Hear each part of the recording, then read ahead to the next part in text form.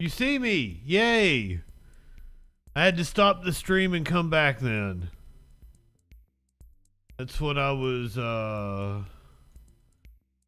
trying to see. So I didn't get a strike or anything. They just didn't want me playing they didn't want me playing the view. We were just getting good too. Okay. We straight now though. We straight.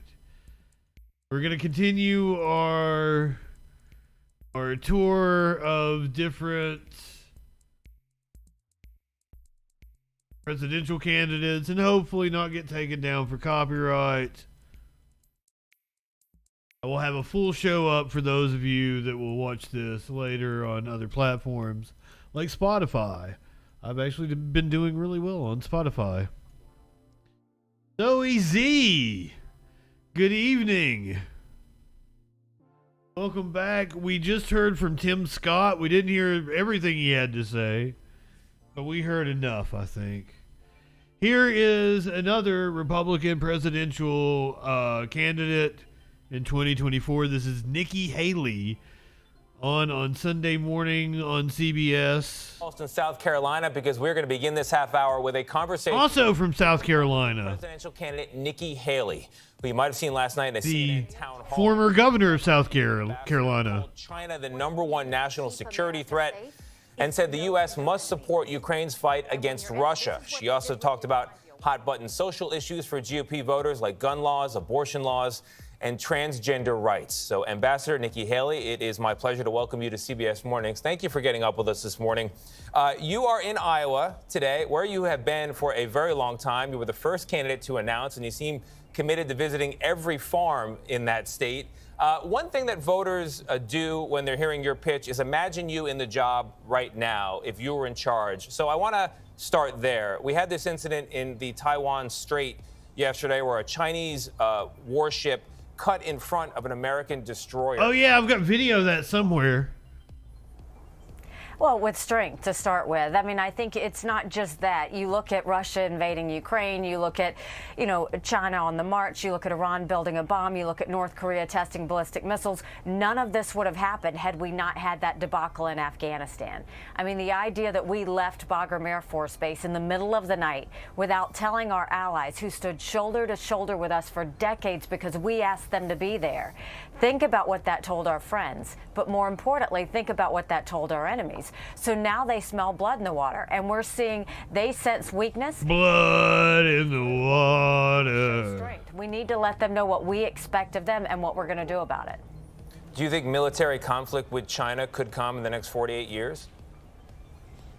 I think what's important is that we prevent that. And the way you prevent that is that you have to be strong. And that's why I think it's so important that Ukraine has to win this war on Russia. Because if Ukraine wins this war, it sends a message to China on Taiwan. It sends a message to Iran wanting to build a bomb and threaten Israel. It sends a message, to North Korea and all the other enemies that want to destroy us. If Ukraine loses, then Russia's going to move into Poland and the Baltics, and we're looking at World War III, and you're going to see China move into Taiwan. So it doesn't mean we put money on the ground, doesn't mean we put troops on the ground, but what it means is we should continue to work with our allies so that they have the equipment and the ammunition they need to win. Madam Ambassador, let's talk about abortion. That is a defining issue for many voters, particularly there in Iowa. Last night, you declined to take a position on a federal 6-week ban, calling it hypothetical, would never pass. As you described it. But where would you draw that line? How many weeks? At what point federally?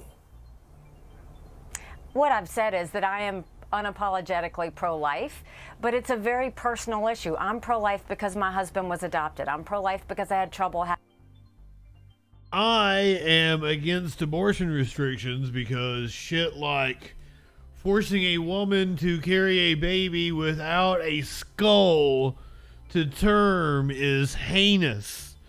Forcing a woman, there was a woman in Florida, this happened within the last couple of months, or a lawsuit was filed over it in the last couple of months, that they forced the woman to give birth to the baby only to watch it die hours later. after suffering its entire short life.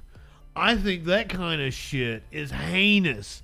And that is the result of these draconian abortion laws. And I wish somebody would come out and say that on national television.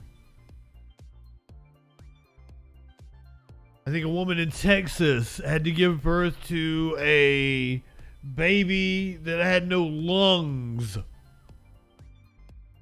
Couldn't breathe on its own. Shit is insane. Fuck you. Having my children. And what I think we need to do is understand everybody has a story. I don't judge people for being pro-choice any more than I want them to judge me for being pro-life. But if we're going to have a conversation, no, I judge you. Ban, let's have an honest one. In order to do a ban, you'd have to have a majority of the House, 60 Senate votes, and a signature by a president. We haven't had 60 pro-life senators in over 100 years. We might have 45. So the reality is, whatever we do, pro-life wasn't a thing. A Republican president can't ban abortions any more than a Democrat president can ban. That's a new phenomenon. We haven't had 60 pro-life Let's stop late term politicians in over 100 years. What the fuck? Believe in abortion, they shouldn't have to perform them. Let's encourage more adoptions and make sure our children in foster care feel love. Let's make sure contraception is accessible. And let's say that if a woman has an abortion, she shouldn't go to jail or get the death penalty. Let's start there. And instead of well, if that's your line, I mean, Madam, they should go to jail or get the death penalty. Today is we'll force them to give birth transgender sport to babies that will suffer their entire short lives. I don't know if it came out exactly as you intended. I want to play that sound and then have you respond to it. Let's go with it. Biological boys playing in girls' sports. It is the women's issue of our time.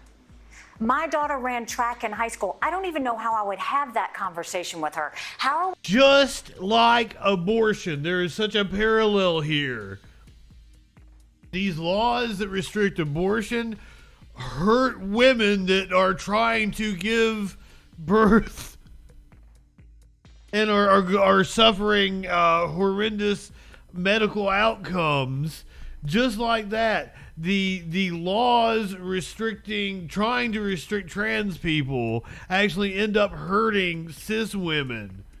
Fucking Republicans are horrible, horrible people. How are we supposed to get our girls used to the fact that biological boys are in their locker rooms? And then we wonder why a third of our teenage girls seriously contemplated suicide last year? We should be growing strong girls, confident girls. Not trans people. So, Madam Ambassador, I wanted you to clarify, if you could, the connection there. It's causing teen suicide.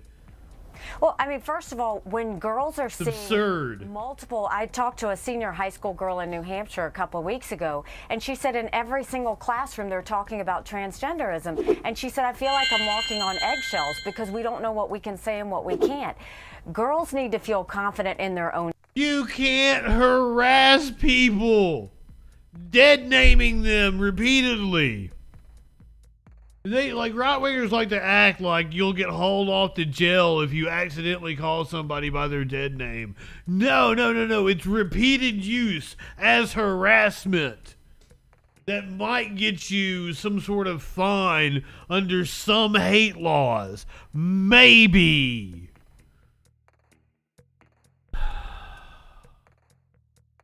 Own skin. They need to be able to do that. When you see someone like Dylan Mulvaney mocking women, when you see the fact that they're now having to go and have biological boys in their locker rooms, that's not good for teenage girls. That's not something they need to be focused on. It's not that we don't understand. You're the one focused on Dylan Mulvaney, and I don't know how Dylan Mulvaney's existence is mocking women. Everybody else. Let the girls have their own locker room. Let the girls have their own sports. That was the whole point of Title IX.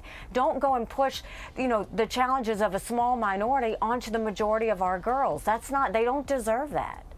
You're a clown, Steelers. The question is, what care should be on the table? Why do you give a shit about Dylan Mulvaney? Female at birth says, actually, because right-wing media has told you to care. The response to be. Well, I think the law should It's stay out of it. absurd. I wouldn't know who Dylan Mulvaney was if it wasn't for you fucks. And then when that child becomes 18, if they want to make more of a permanent change, they can do that. But I think up until then, we see with our teenage kids, they go through a lot during puberty. They go through a lot of confusion. They go through a lot of anxiety. They go through a lot of pressures. We should support them the whole way through, but we don't need to go and enforce something in schools. We don't need schools sitting there hiding from the parents what gender pronoun they're using. We don't need to have those conversations in schools. This is a thing where parents might be bigoted and actually disown their trans children, which is why you want to be mindful of if the child is out to their parents or not. Dylan Mulvaney is a lovely trans influencer. Absolutely nothing wrong with her. Let's go to Vivek Ramaswamy. We're gonna see Vivek on with let's do Faulkner. Let's do Harris Faulkner. He's on Fox News with Harris Faulkner. This is a joke candidate, I think, in the Republican Party, or is he running as a libertarian? GOP nomination. Ramaswamy, welcome. Good to see you. Warlord. It's good to see you. You got me taken down, didn't you? Story of your father. Of I appreciate course. that. It was moving. Thank you. You've got a story too, and you want America to be part of your story. How do you... You're the one canceling me. Well, I think what I see in the country today, Harris, is something very different than when those World War II soldiers in the United States actually landed on Normandy Beach. Then we had a cause and a purpose. But today, my generation, and I'm the first millennial ever to run for U.S. president as a Republican, my generation is hungry for purpose and meaning and identity. We're starved for a cause. And so we turn. Oh, this is like a tech bro, crypto. Transgenderism, climatism, COVIDism. The list goes on. But sometimes we focus on that too much. Those are just symptoms of our deeper black hole, our void of purpose and meaning. And I think what we need to do, Harris, is what you began to talk about. This is the Purpose and meaning with 2024 version of the Yang Gang. American today. Let's answer that question. Answer it with pride, without apology. That's what young people, all people across this country are hungry for. Let's deliver that answer of what it means to be an American. Let's stop just running from something. We are running to something. Once we restore that, we actually running up that hill that this day is all about celebrating. You know, Vivek, made a deal with God. Really, the last couple of days about China, and it is pretty remarkable the devices that are coming our way that are going to anesthetize people to reality. But I'm curious to get your take now on what the Biden administration, what particularly this president is doing with regard to really what's turned out to be our greatest enemy. Yes. So I think that the number one enemy for the United States is absolutely communist China. I think the first thing we need to do is actually declare economic independence from China. If that had been a Chinese spy balloon traveling over if that had been a Russian spy balloon traveling over half the United States, we would have shot it down instantly and ratcheted up sanctions against Russia. The reason we didn't, in part because it was a Chinese balloon, is because we're dependent on our enemy for our modern way of life. And that's a threat we haven't faced in our history. So that's the number one problem here. And then the number two problem is I think we're focused on the wrong wars. Actually, Tadpole, he's got a number two problem. Into China's hands. And He's I think constipated. The Russia-China alliance is the single greatest military threat that we face. And Harris, as Commander-in-Chief, that's my top foreign policy priority, is to drive that wedge between Russia and China, like Nixon did in 1972. I think we can do it in reverse this time again. Real quickly, because I want to press in on what you're saying about Ukraine. That is such a I'm not high enough for this shit. Politically in this country right now. Some people don't want to touch it at all. They don't know what to say about it. And others say that we're being lied to about it. Well, Richard. We are being lied to in a very literal sense. The Biden administration, today the Washington Post is reporting I got yeeted from Twitch. was actually planning We're trying to get back. pipeline Knowing that, even 3 months beforehand, the Biden administration then called it, effectively pinned the blame on Putin and said it was an intentional act of aggression. So the lies are now mounting up, lies including about even having U.S. troops on the ground. But I think it's the wrong priority. I'm focused on China. That's where our focus needs to be. All right, I'm going to let you go with this. The RNC just put out its qualifications for the debate. Right now, you're on track to make the debate stage. You're in the top 5 in the last. I'm happy about that. 4%. Your last quick thought. 4%. We're on that debate stage, actually. We qualified over 3 months before the actual debate was set, and I think that's going to be good for our party. I'm not going to be holding back. I think it's good for your party, too. That's good for the Republican Party and good for the country, and I'm looking forward to August. I'm happy for a clown show. I'm here for it. Speaking of clown show, this man literally looks like a clown. This is another Republican. But don't worry, we're going to get to Democrats as well. We're also going to get to a People's Party candidate. I don't want to make too much fun because I really like Cornel West. But here is Clown Show Chris Christie. If your leaders are not willing to admit to you that they're fallible, that they make mistakes, that they hurt like you, that they bleed like you, and that they suffer disappointments. Chris Christie knows all about disappointment. Beware. Beware of the leader in this country who you have handed leadership to, who has never made a mistake, who has never done anything wrong, who when something goes wrong, it's perfect call, fault, and who has never lost.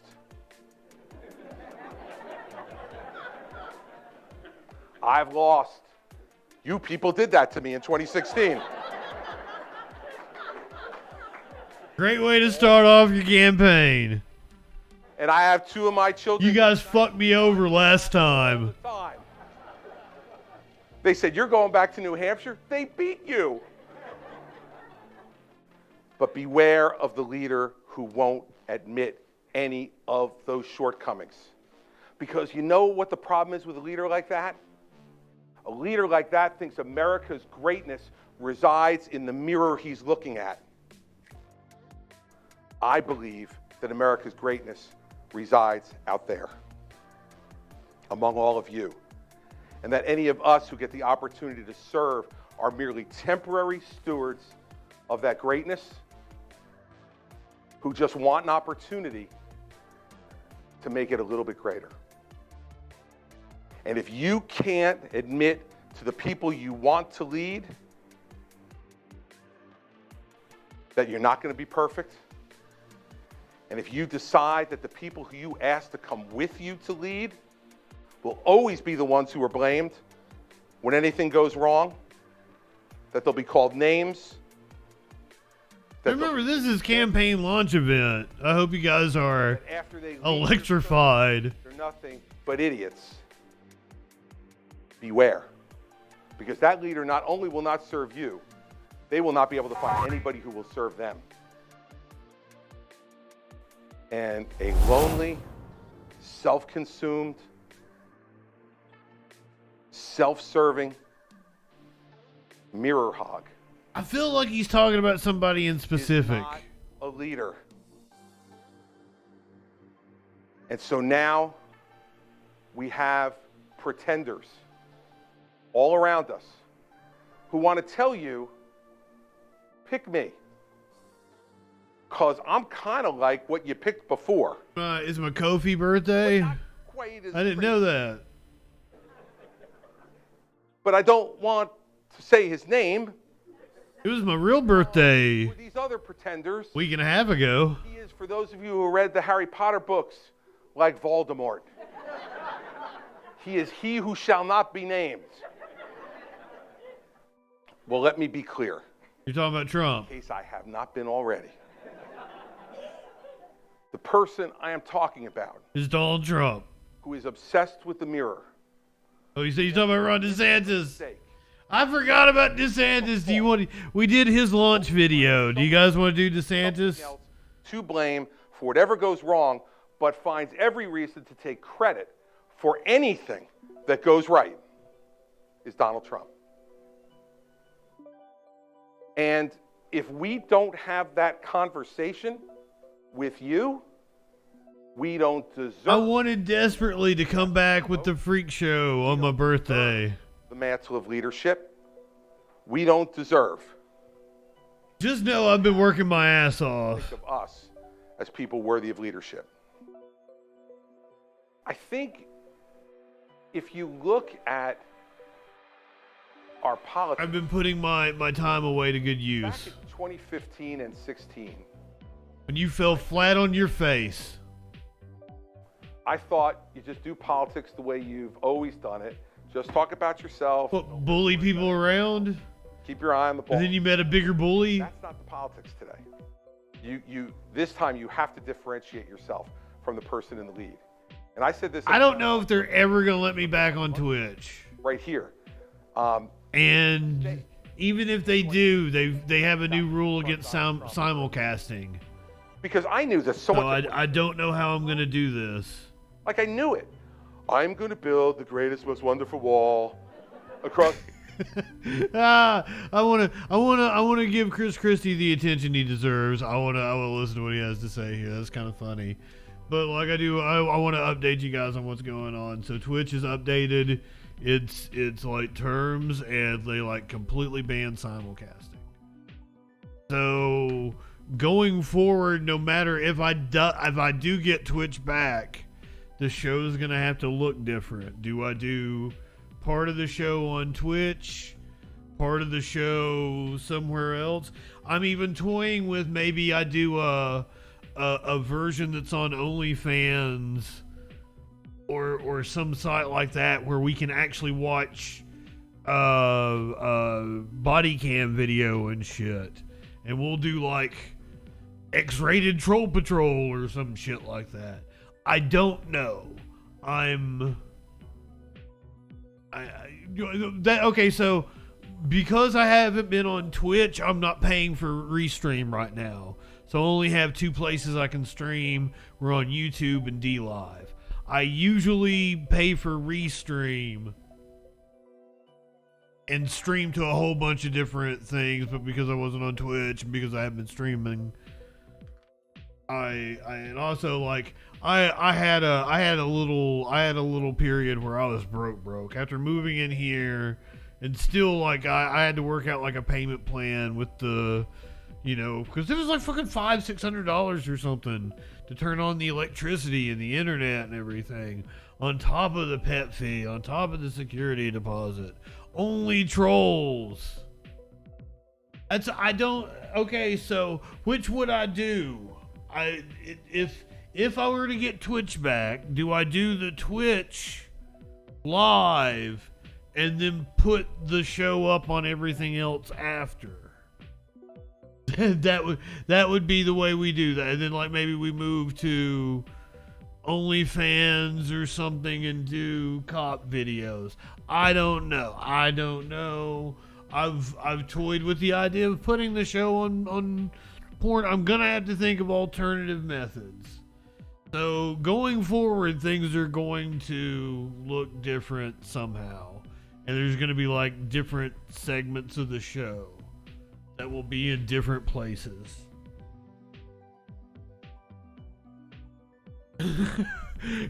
You got to adapt to the medium that you're given.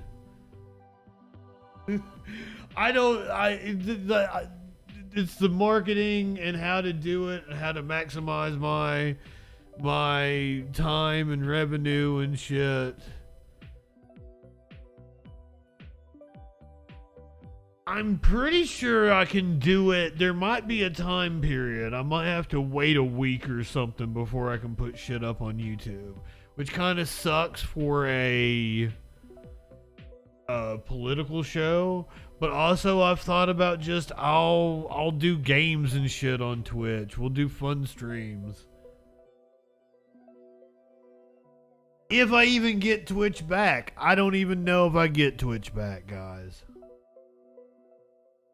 And I hate missing out on it, but I can actually fix the emotes and shit up for YouTube to where the emotes appear on the screen, and I can maybe even make some alerts and stuff. So I will work on that. I'll make that happen. As I said, I've been making good use of my time, and I've been working my ass off and making a lot of content for people.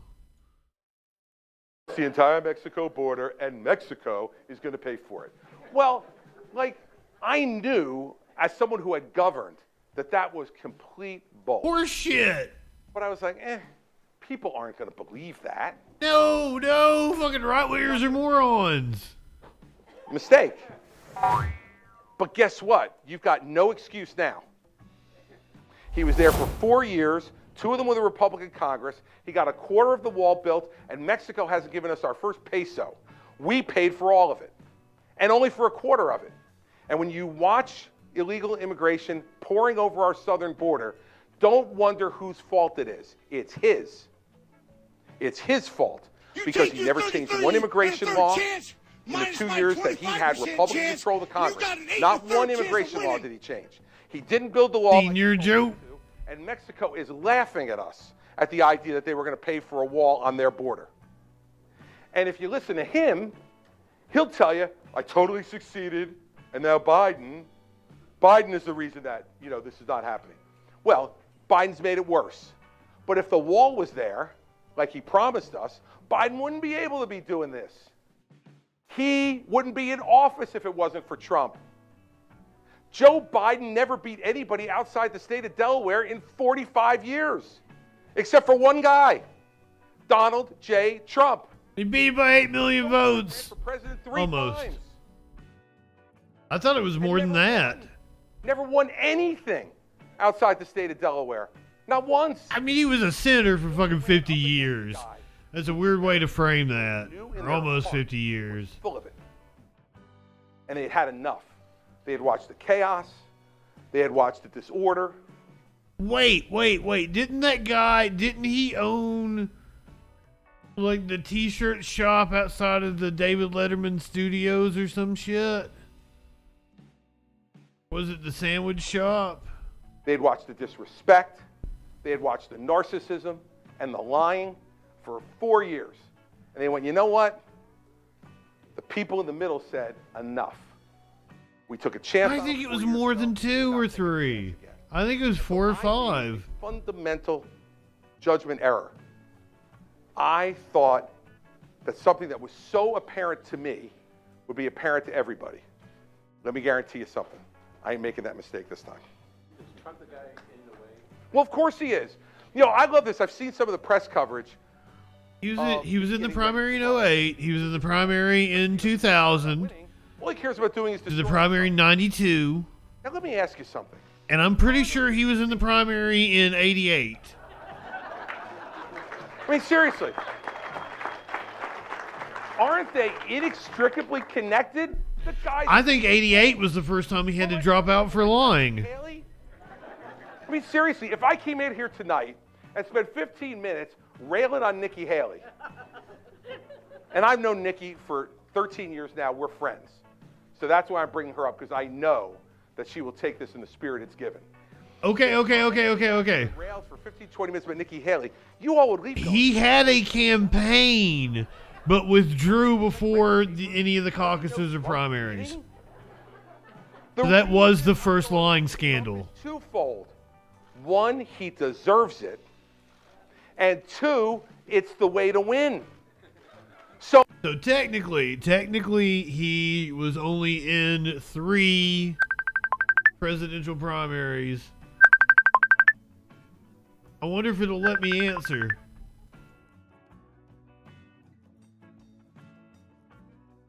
No, it did not.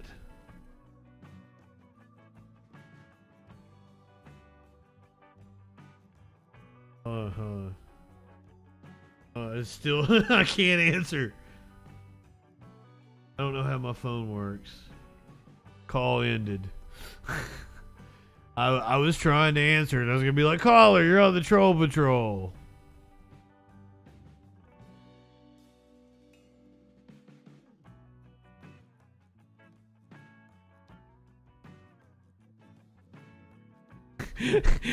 I sent him the number.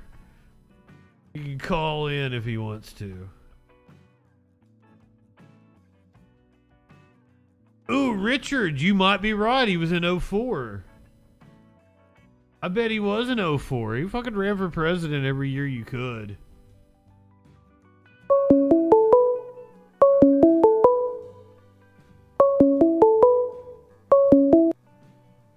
Caller, you're on the Troll Patrol. What's going on?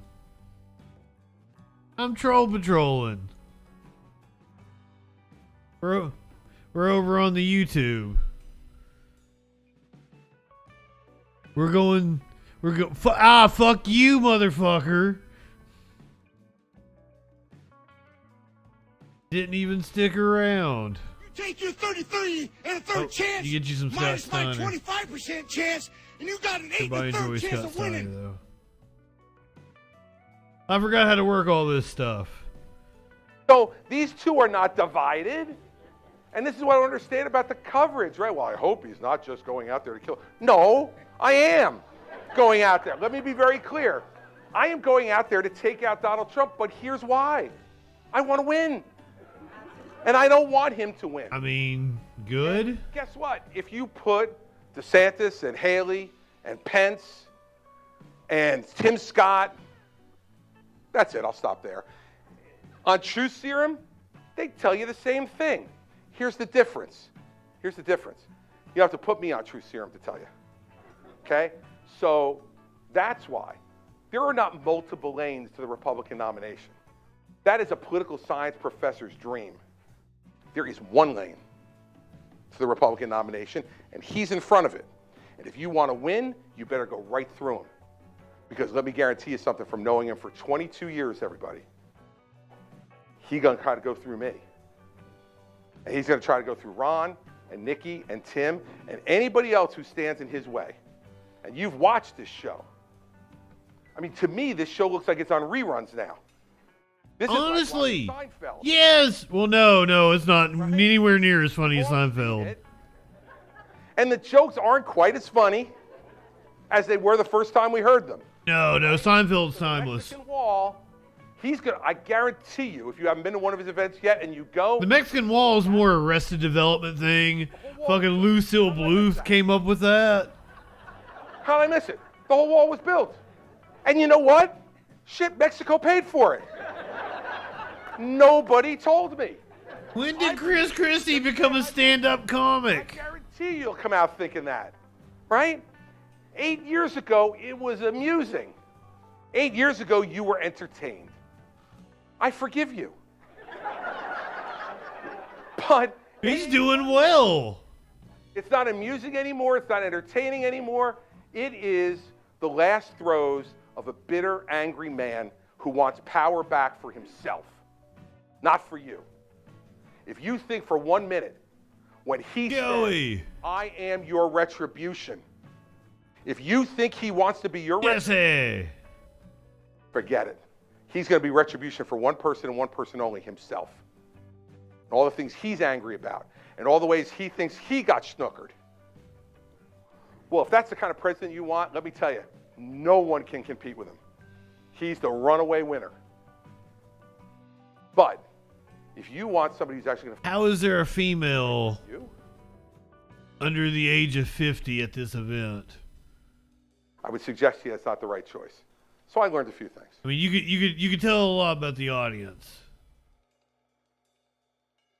That was Chris Christie. That was the Republican candidates for president. Move over to the Democratic, or let's say the left side, because our first on the left over here is running as a third party. Is growing in the 2024 presidential race with former Vice President Mike Pence and North Dakota Governor Doug Burgum entering the race. The total number of Republican candidates now stands at Wait, Larry Elder? I didn't know Larry Elder was in this bullshit. No fucking way. Oh, I forgot about Asa Hutchinson. God, I'm leaving off some motherfuckers, but I don't think they're important. 12. This comes as two Democrats are challenging President Biden for the White House in the Democratic primary. That's RFK Jr. and Marianne Williamson. And just this week, a third-party candidate jumped into the race, Dr. Cornel West, who launched his bid as a member of the People. How How you gonna do brother Cornel West like that with that bad Photoshop on his picture? Oh my God! Look at the jagged edges around his shoulder. Look at his hair. It's like they've squared it like he's in Minecraft. God damn! People's Party, and Dr. West joins us now. So, Dr. West, let me start with the obvious question: how are you running to win, or are you running to get your issues of importance that you think Joe Biden is not paying enough attention to the forefront? Well, I mean, one, my dear brother, that you always have a calling to win. You want to bear witness at the highest level of quality, integrity, and honesty that you can. So, yes, I'm trying to push toward the finish line. Why? I don't know. I said Marianne Williamson is probably the closest to my politics, but it may be Cornel West. I don't know. Like, one of those two is still good on them for running issues. Candidacies. I'm for it. I'm here for it. I'll give them time. Because I want to reintroduce America to the best of itself, and it's fairly clear. Hell yeah, brother. Brother Trump, neo-fascist gangster, not the best. Brother Biden, neoliberal hypocrite, not the best. I want to He's right. Junior Dorothy Day, Abraham Joshua Heschel, and Edward Said, and Chief Joseph and Grace Lee Ball. Okay, Flash, I'm with you. Like, don't give money to these candidates or anything. They're running issues candidates or perhaps Marianne Williamson or RFK's case. They're vanity projects. I don't know. But good on them for let's listen to what they've got to say. Let's give them some breathing room so that maybe we can push the conversation to the left. Cornel West is awesome, an amazing speaker, really good at convincing people, so the more air that he has, the better. I'm cool with it. Marianne Williamson has been unfairly maligned, I think. Maybe she does have the whole woo factor and everything, and I think there's a lot of vanity in her candidacy. However, if we get to talk about things that matter, good for it. Good for it. Oh shit. I didn't mean to do that.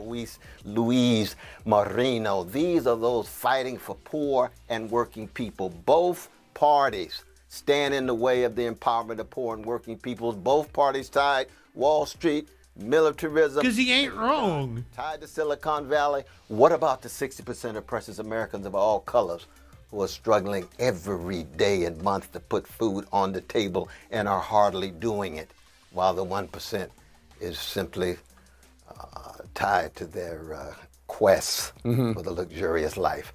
American democracy not just is at stake, the whole planet, Brother Jake. You know that, man, with fossil fuels. And look at the debt ceiling agreement. We can make a deal with Brother Manchin in terms of his pipeline that will do in not just... I agree with you. I wouldn't vote for them. Ecological collapse, given what's going on the East Coast. But we can't make a deal with him in terms of voting rights with regard to the filibuster. That's Brother Biden. We need something better. Where's the best of the country? Yeah. Not just the working people here, but around the world. Because the militarism abroad is something that I'm deeply concerned about, be it in Latin America, be it in Africa, be it in the Middle East. So I hear you, but these elections often do come down to a binary choice between the Democrat and the Republican. Dr. Lawrence Tribe, a Harvard University professor, as you were, tweeted, he is third party. You know what that stands for. Does Cornel West really want to help the GOP nominee win the way Ralph Nader helped George W. Bush defeat Al Gore in 2000? Ralph Nader, American hero. You really hurt the things you care to help, unquote. His fear, obviously, that you would sap away enough votes of progressives who otherwise would vote for Joe Biden and thus deliver the White House to the Republican. Platform this man. Do not vote for him. In Lawrence Tribe's view, your response? Unless you're in a safe place. Again, through these Manichaean views, you get either this or that. Tweedledee, Tweedledum, frick or frack. Neo-fascist catastrophe, neoliberal disaster. Are disasters better than catastrophes? Absolutely. But are disasters? Absolutely still. So the idea that Brother Trump would reduce, my brother Tribe would reduce what I'm trying to do and focus. That's a good point, Flash. I do not know if they have ballot access. Social misery of poor and working people around the world to some ego, vanity. I said, good God Almighty, what are you doing? Do you actually think that the rich legacies of the figures that I talked about can be reduced to their ego vanity when they moved in the electrical political context? Part of the problem is people who believe it's either the Democrats or the Republicans have left out serious discussion of mass incarceration, left out of what's been going on around the world, 800 military bases around the world. From the vantage point of the West Bank, our precious Palestinian brothers and sisters, what does it look like in terms of the bombs dropped by the U.S. government by either party? Goddamn right. So, okay, here's the thing. With presidential politics, I think I've learned my lesson that, like, who's going to be president is decided locally 20, 30 fucking years back, all right? Like, those decisions are made within the party mechanism that you have to actually take over on the local level. Politics needs to be done locally. What the decisions that result in who's going to be president are made locally a long time ago, and who puts who in the position to be able to run in each party. So, like, I encourage people to not put so much stock into who they're voting for president. You should probably vote with the most realistic candidate that's closest to your political values, and usually for me that would mean a Democrat. I feel that I was wrong in 2016 for not voting for Hillary Clinton. Hillary Clinton would have been a much better president than Donald Trump, hands down, without question. And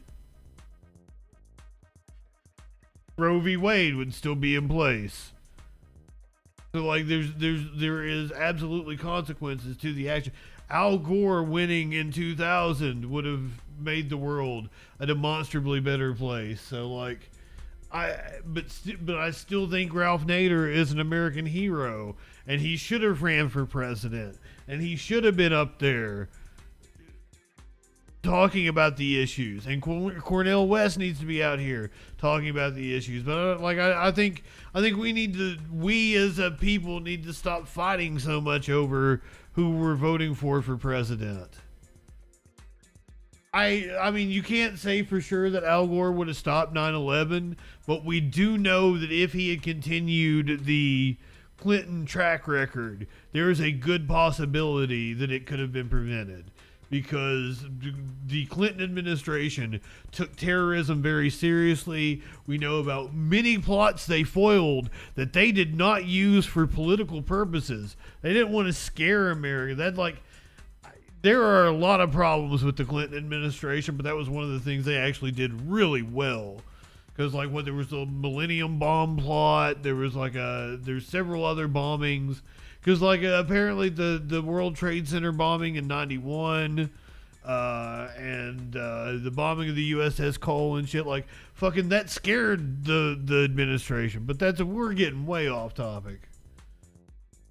Other parts of the world. This is a moral and a spiritual issue. It's not simply narrow strategic thinking of neoliberals who view the world in terms of either Republicans or Democrats. Brother Jake, we will never defeat fascism, which is on the march, by milquetoast neoliberalism. Neoliberalism will only be a caretaking postponement of the fascism. We got to get at the source of it. Mm-hmm. That's why I'm going straight into Trump country, my brother. I'm talking to some of my white brothers and sisters who are following the neo-fascist Pied Piper. I'm concerned about your suffering. Look another way. The words of Martin King. Let us embrace one another by accenting our best. That includes acknowledging those who right now are on the other side. We want realignment. We want what my dear brother Clifton West calls a paradigm shift in American politics. That's in part what this is about, my brother. God, he's awesome. Practical question: where do the People's Party? Where will you be on the ballot? Will you be on the ballot in Michigan? Will you be on the ballot in Wisconsin?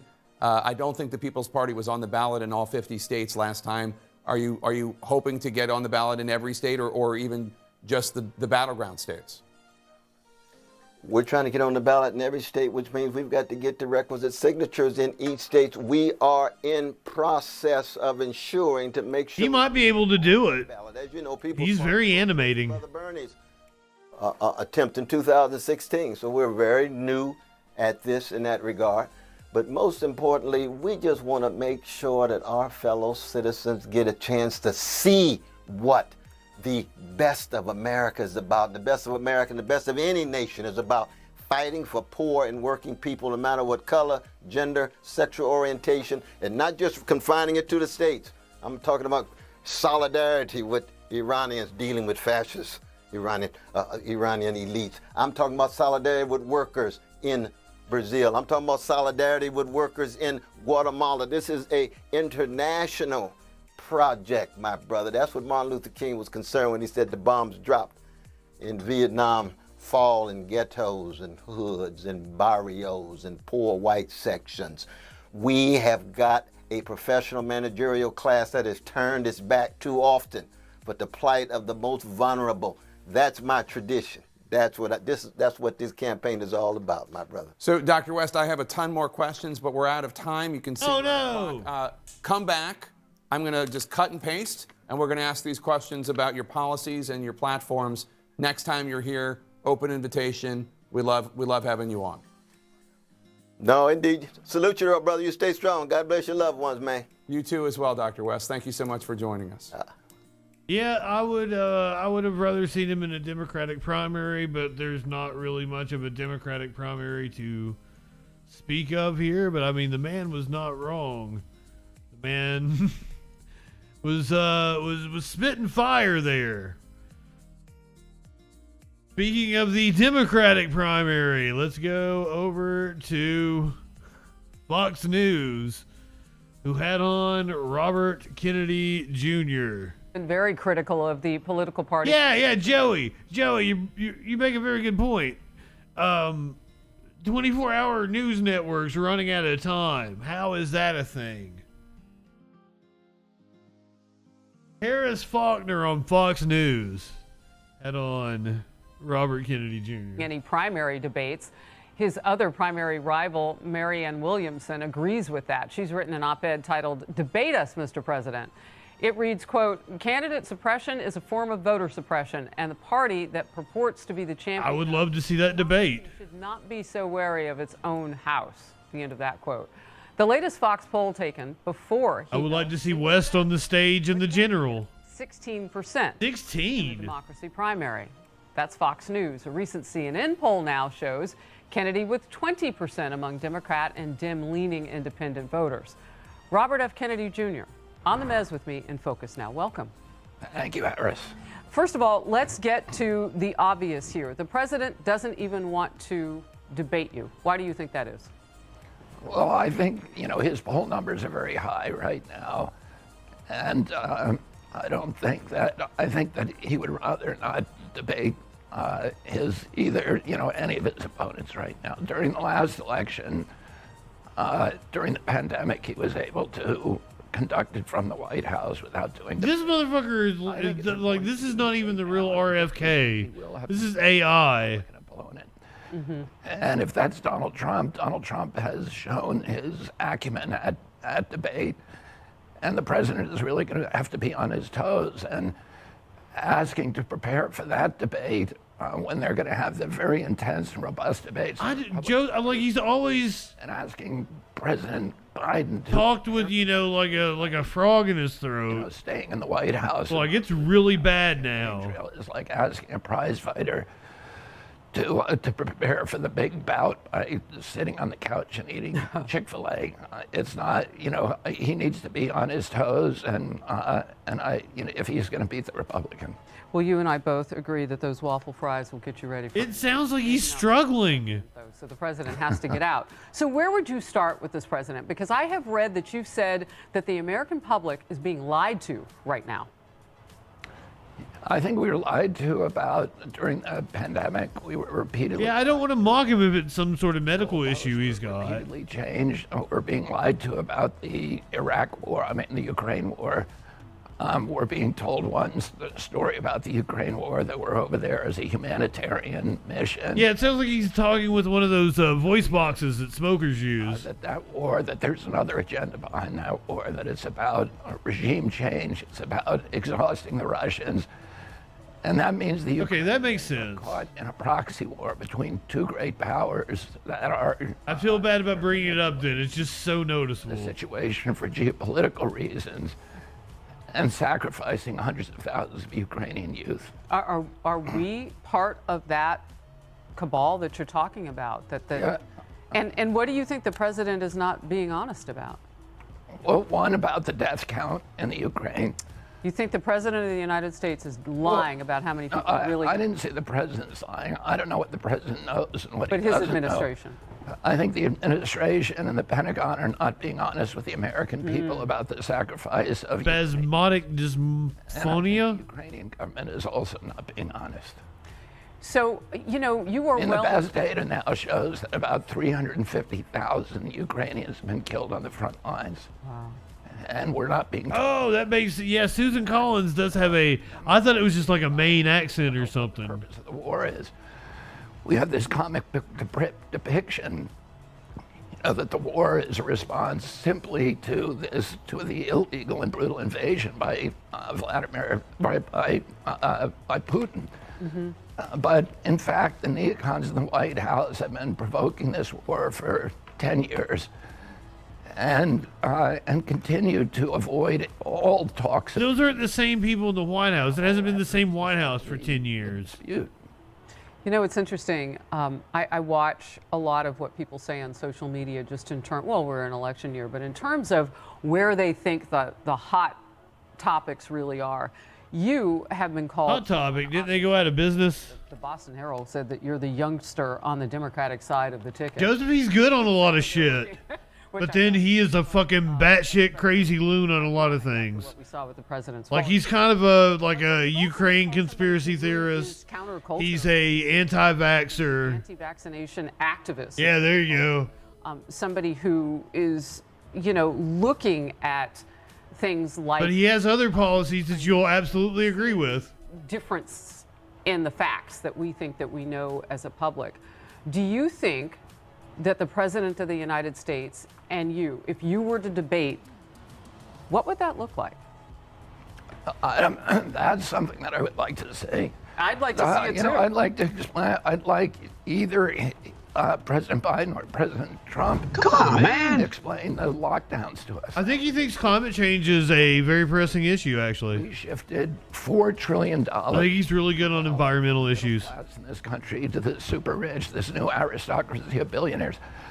The lockdowns. Good night, fuzzy face. 500 new billionaires, and the people who... Yeah, he has been keeping company with Steve Bannon. Increased their wealth by 30%. He's been on a right-wing media tour. Businesses will never reopen. Some of those businesses had 2 or 3 generations of sweat equity, of currency. Well, the weird things they always talk about, like businesses reopening, but like most businesses fell anyway, like it's weird. You're like 30% of businesses, like, is this specific to COVID? I'm sure COVID exacerbated a lot of issues. But like, fucking businesses fell all the time. He has a neoliberal approach. Of course he does. Of course he does. And we closed 3.3 million businesses without due process, without just compensation. The White House, both White Houses were collaborating with Amazon and with the other social media sites to shut down their competitors. Amazon got to shut down 3.3 million competitors. Amazon shut me down. They shut down my Twitch. Do our shopping on Amazon, and those businesses, those retail businesses, which are the heart and soul of the middle class and our democracy, are now shut down. Mr. Kennedy, it's interesting because you take on Biden. Mr. Kennedy. Yet this is the first time I've heard you say that it won't be Biden who actually takes on Kennedy. Are you serious about this? Because look, in your own party, this is what some are saying. Suraj Patel is a former Democrat candidate for Congress, and he recently said this on The Focus. Let's watch. Look, Robert F. Kennedy Jr. is a conspiracy theorist. He is running for president, and there's nothing more to say about it. He has zero chance of winning this primary. He, is doing this for publicity. Your response?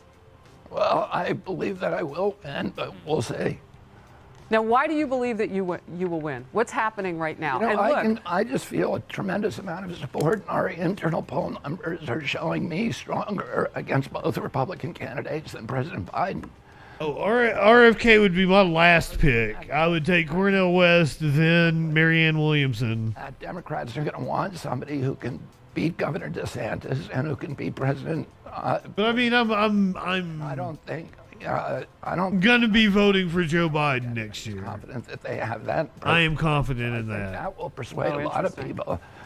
But I also think the controversies are moving. And of course, the DNC is going to try to discredit me as a conspiracy theorist. But what I would say is, if I'm a conspiracy theorist, show me something I got wrong. Show me one fact that I misstated. Trump amazingly is a best-selling book because you went after somewhat pro-vaccination. And that's really when the talk about you began within the Democratic Party. They wanted to shut you down. Two really quick things. You saw the president fall. Let's put this back up there. Nikki Haley, GOP presidential candidate, had called for competency testing for people over the age of 75. Others have said maybe you don't even put an age to it. We need to know that about everybody. When you see that fall, and they'll put it up eventually, at the Air Force Academy yesterday with the President of the United States, is that a person that you think is ready to take on the competitors across the Show him respond to it where he was. My reaction to that is a little different. I saw the sandbag that somebody put up there that they shouldn't. And anybody can trip and fall. So I think there's other things that questions about the president that. Like what? Well, I mean, people can ask about his age, about his mental acuity, and other people have as much. Come on, man! About evaluating that as I do. But I have compassion for the president, and I wish him the best. I think. But you think you can beat him in a primary? I think they're friends, aren't they? Do you think age plays a role? Well, there's a lot of people who are at 80 or 90 have as much mental acuity as anybody else. 100%. So I would disagree with Governor Haley. I don't think people at 75 years old should automatically get a test. I think that's not right. But I do think that. Oh no, I'm kind of down with it. Should be concerned with. Before I let you go, because people will watch, and I know you've been asked this so many times, you have talked about fentanyl and drug addiction. You have and talked Bernie about would pass any fucking test you put in front of him. The situation that we have at the border right now with all that fentanyl crossing. Well, there's more than a fentanyl crisis at the border. It's a humanitarian crisis. Thank you, RFK. It's the result of policies that have, it's a result of a lot of things, a lot of different, conspiracy of different factors. But one of the clear things that we need to do is to protect our borders, to make them impervious.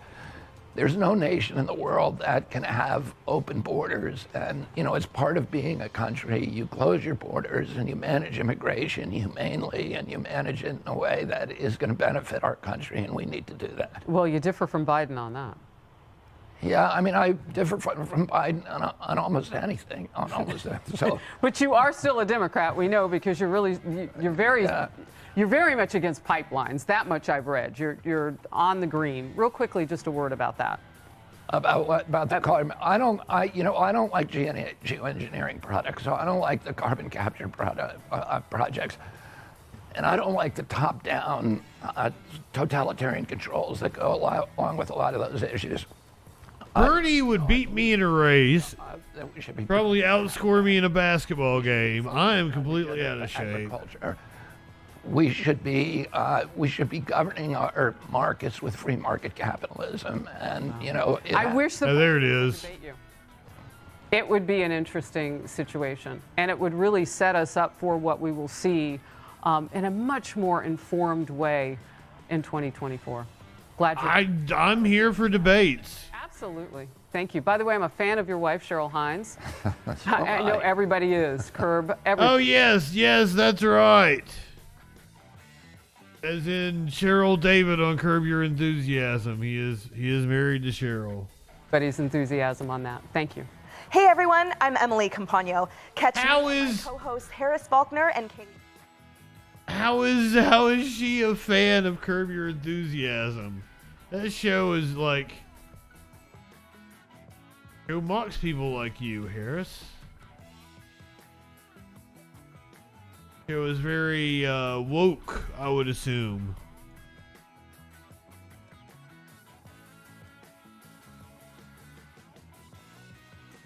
Let's go to the other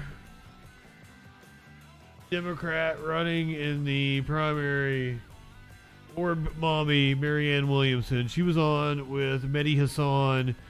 It was over a week ago, but I'm sure it was a good interview.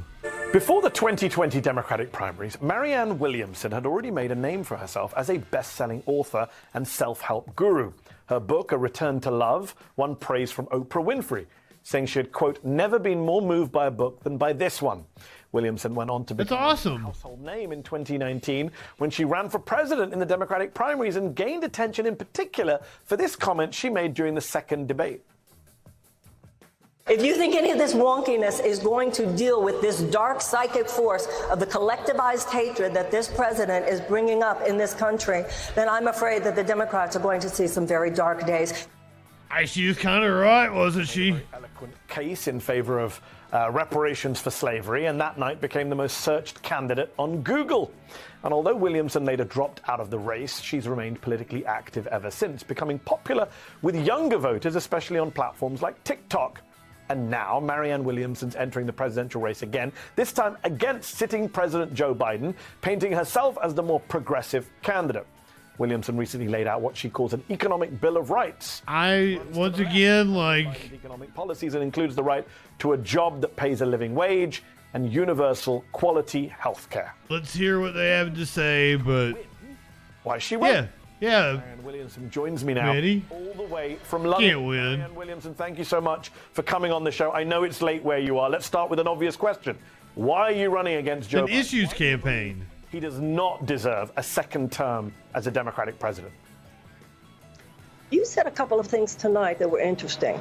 You said, well, he has given more. She does have some nuttiness to her, Flash. Inflation Reduction Act that had ever been done. Yeah, but he also approved the Willow Project, which completely nullifies those investments. He's also given more oil drilling permits even than Trump did. So this idea that he's done more investment. But she's right about that. Pretend this is the great climate change president. You also mentioned that he cut child poverty in half. Isn't that interesting? Yeah, he did with the child tax credit. And guess what? 6 months after they did it, it expired and they didn't bother to permanentize it. She's right about that. In which the president has said that he would do things. He's made some incremental changes. Yeah, the spiritual stuff. Credit where credit is due, although you did just now. But she got a Rocky on the issues, just like Cornel West. That the people of the United States deserve, which certainly was not granted to the American people tonight with this very, very sad negotiation with the debt ceiling, then we're going to have a president who says like it really is and makes the changes that are necessary. I've also spent much of tonight criticizing his negotiations with the Republicans. Just to be clear, since you mentioned the debt, You don't have to be so defensive, Mehdi. what do you make of the debt agreement? What would a President Williamson have done differently? You know, it's interesting because when you spoke about it, there was sadness in your voice. And then when Robert Rice spoke about it, there was sadness. This was a sad night. First of all, I would never have negotiated with economic terrorists. Kevin McCarthy was not a good faith actor here. The president does not play to win. And this was a perfect example of that. So why he was ever negotiating, there were some legal scholars who said he could invoke the 14th Amendment. Others said, even if you don't invoke the 14th Amendment, there were other ways he could have gotten the money. So when you say, what would the president have done, President Williamson have done, I would never have negotiated with that man. The Constitution of the United States says that our faith will be good, we will be in good faith, our bills will be paid, and our bills could have been paid. I would not have negotiated. I've loved the interviews he's done about his book. So what do you say to those who point out that, yes, you are popular with younger voters and on TikTok, but you can't win a Democratic presidential primary? You're essentially a spoiler candidate. And so by primarying Biden, all you're doing is weakening him in the general and making it easier for a Republican to beat him in 2020. I think she makes him better. And I think she makes progressive causes stronger. You said, first of all, you said I'm a spoiler candidate. I'm not a spoiler candidate. I'm running in the primary. So you can't be a spoiler if you're running in the primary. The second thing you said was this narrative you can't win. Isn't that what people said about Donald Trump?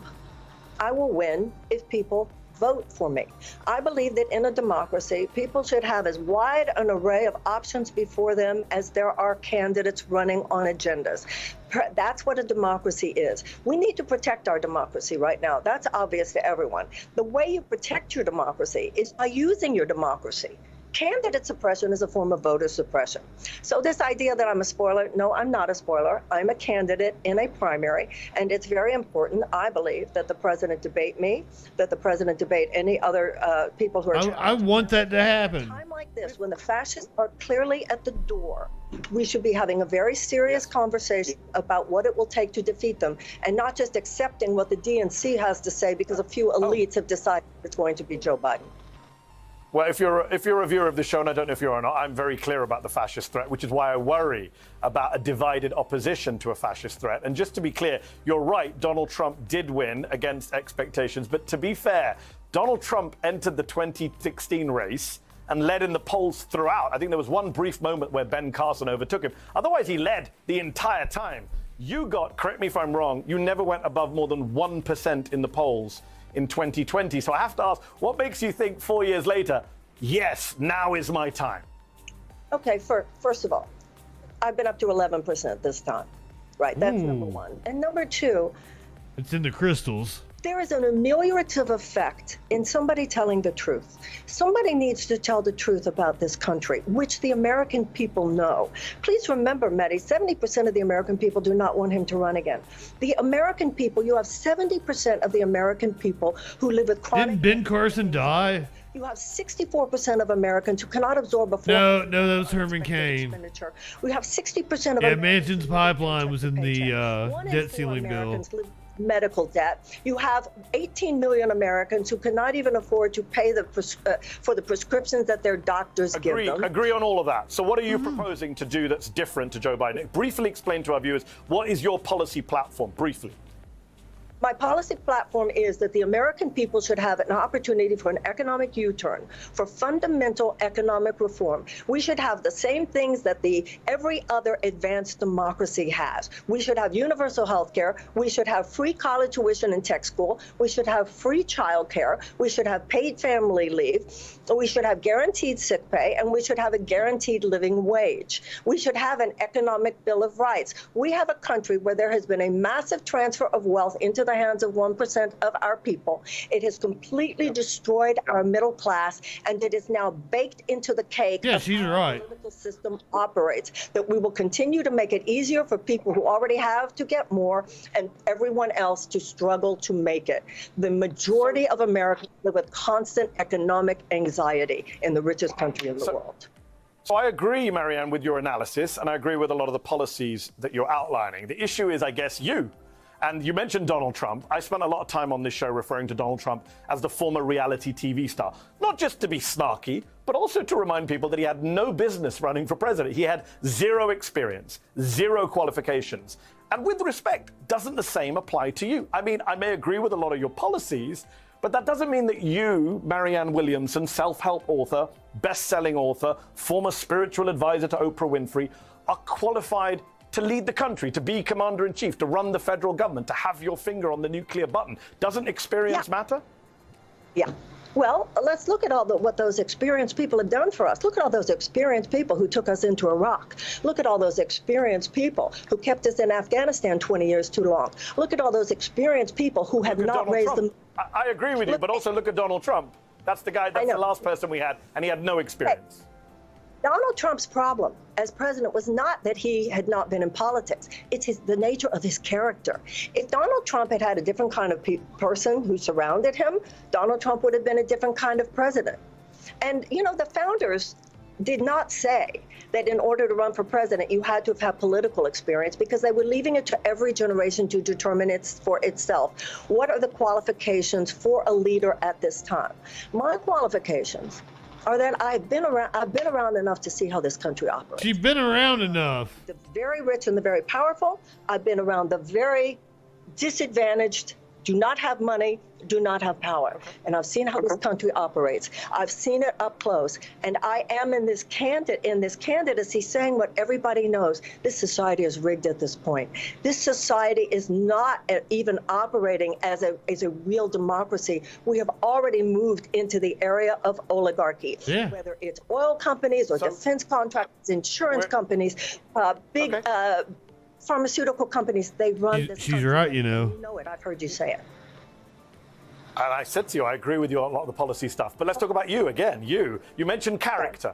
Politico in March interviewed 12 of your 2020 campaign staffers who painted a picture, quote, of a boss who can be verbally and emotionally abusive. All 12 former staffers said you... Oh, I believe that. They cried. 3 said you threw phones at your staffers. You've denied all those allegations, I know, called them... Why doesn't she run for Congress? Your deputy campaign manager resigned, and then your campaign manager resigned back to back.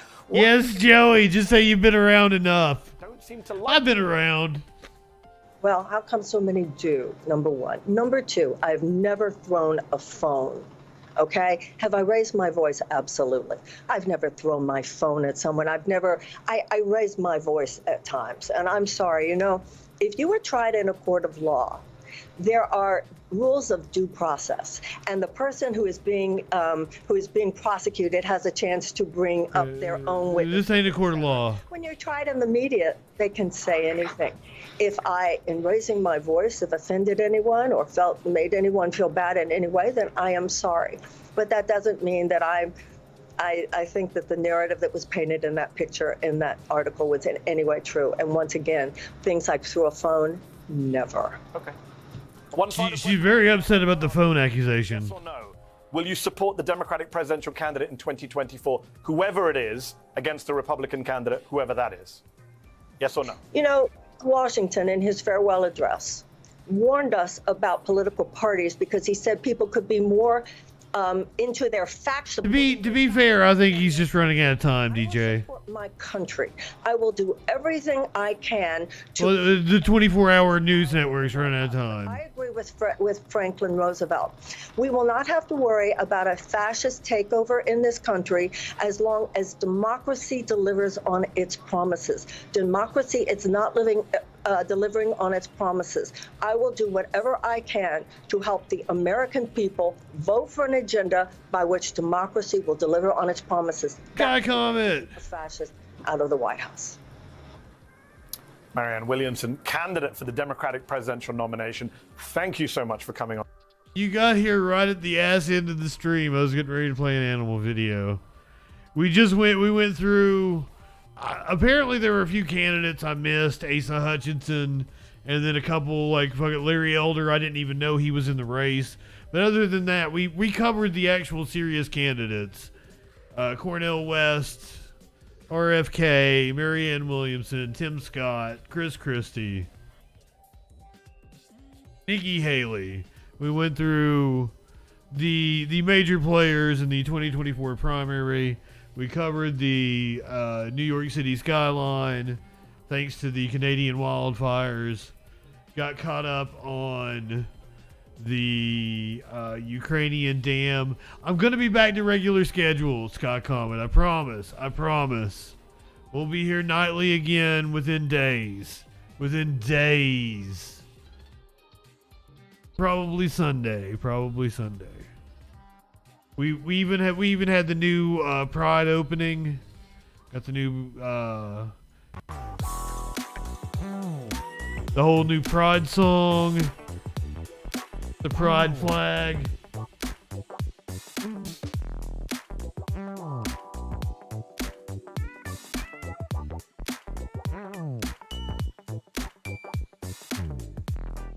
Oh, you can't leave yet. We gotta have an animal video. Perhaps Puppy Boss.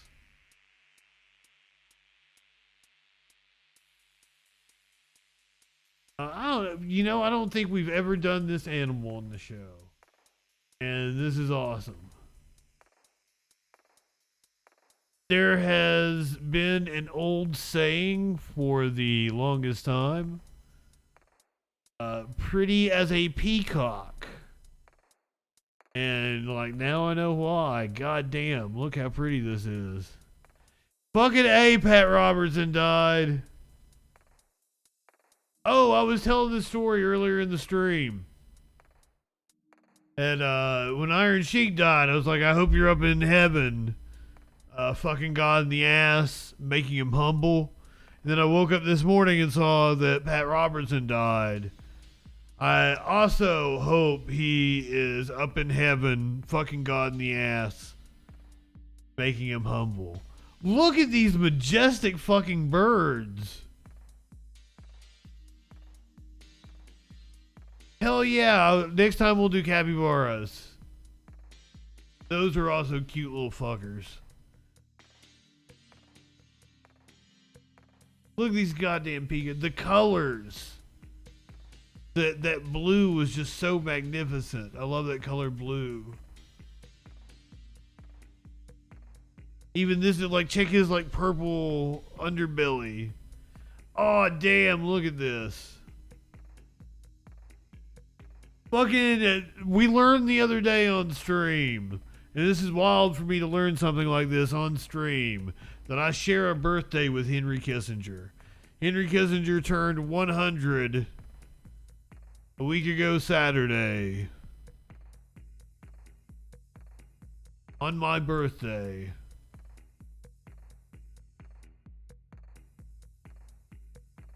Is this what they do when they're horny? That makes sense. They show off their gorgeous feathers. Wouldn't you want to fuck them? I almost want to fuck them. They're glorious.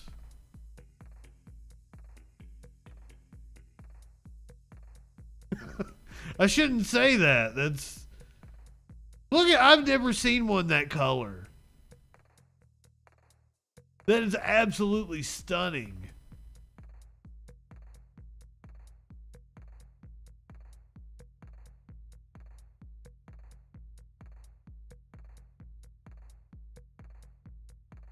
This one's solid white. It's never been fucked before. It changes to off-color white after it gets fucked. On its wedding night. Oh, shit. I promise, regular streams again. But we've got to restructure. Even if I get Twitch back, we have to restructure. There has to be... There's now a rule against simulcasting. So either the show has to air live on Twitch and then get uploaded to YouTube and everywhere else, or it airs live on everywhere else and then Twitch is just me gaming and shit.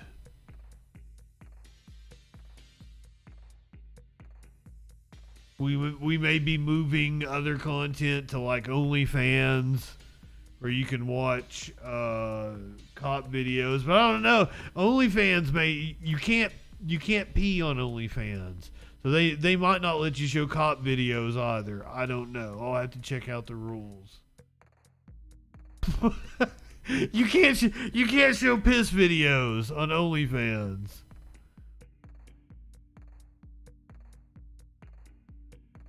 Oh, all right. Go ahead. Light one up. Tip one back. It's all right to have a little fun before you hit the sack. I'm Justin Freakin. We will see you Sunday night on the Troll Patrol.